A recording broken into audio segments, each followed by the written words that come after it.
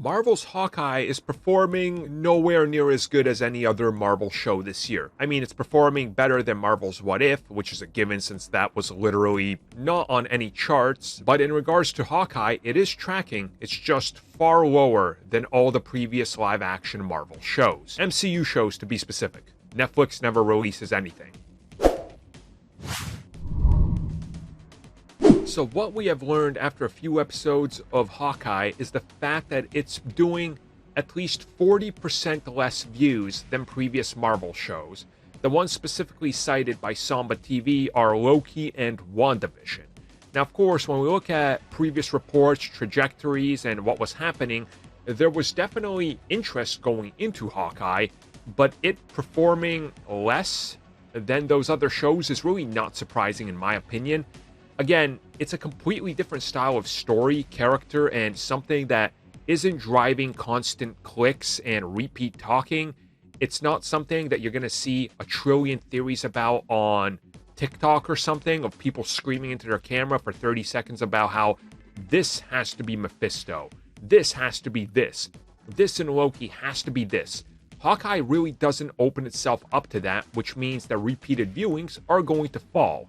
Now, I'm not trying to make excuses for the show, but that is a legitimate criticism and a legitimate thing you have to bring up.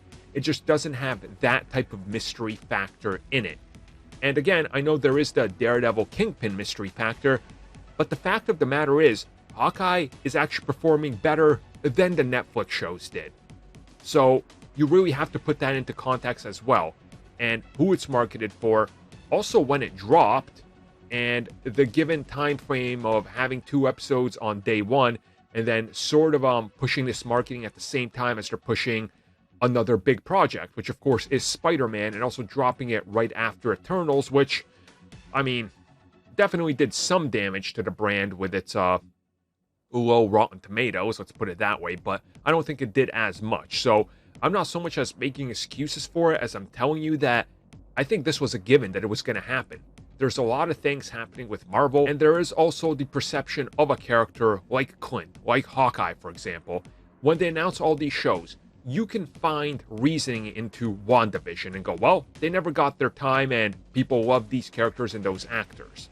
Again, same thing with the Falcon and the Winter Soldier, and definitely Loki, which is their most popular show this year, because Tom Hiddleston, Loki, the mysterious factor, the oh my god, what's the next hook? What's the big cliffhanger? What does this mean for a week?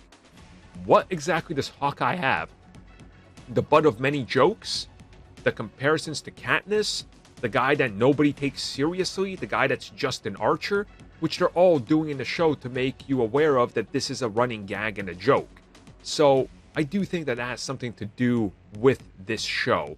And I think as it gets closer to the end, we're going to see the numbers rise, especially when it's over and whatever happens, and people go, okay, maybe now I'll binge it. But it's really not surprising that it's the worst performing show, because that was always, I think, a given that it was gonna be, just by the nature of what it's about. It's not a standard Marvel show for better or for worse. It's more like the Netflix shows, for better or for worse.